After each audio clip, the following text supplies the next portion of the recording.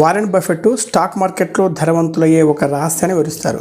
ఇతరులు భయంతో ఉన్నప్పుడు మీరు అత్యాశతో ఉండడానికి ప్రయత్నించండి. ఇతరులు అత్యాశతో ఉన్నప్పుడు మీరు భయపడడానికి ప్రయత్నించండి. అయితే ఈ సలహా కేవలం స్టాక్ మార్కెట్లో పెట్టుబడికి మాత్రమే వర్తించదు, ప్రతి ఒక్క సంక్షోభానికి వర్తిస్తుంది. ఉదాహరణకు కరోనా సృష్టించిన భయంకరమైన సంక్షోభం. ఇటువంటి సంక్షోభ సమయాల్లోనే ప్రజలు ఇంతకుముందు పెద్దగా లేని అవకాశాలను గుర్తిస్తారు. ఎందుకంటే కొన్ని అవసరాలు డిమాండ్ను సృష్టిస్తాయి. అయితే ప్రతిదీ మూసివేయబడినప్పుడు వస్తువులు చౌకగా మారతాయి.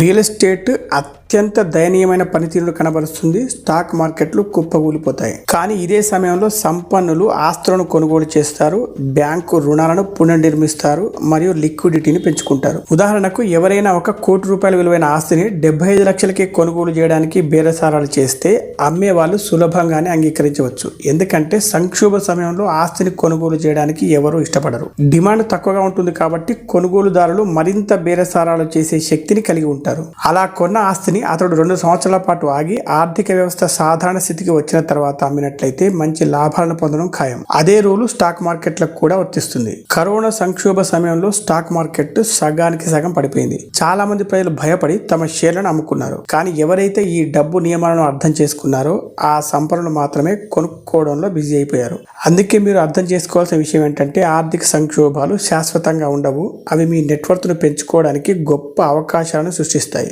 కాబట్టి ఎప్పుడూ కొంత డబ్బు చేతిలో ఉంచుకోండి. సరైన అవకాశం దొరకగానే తెలివిగా పెట్టుబడి పెట్టండి.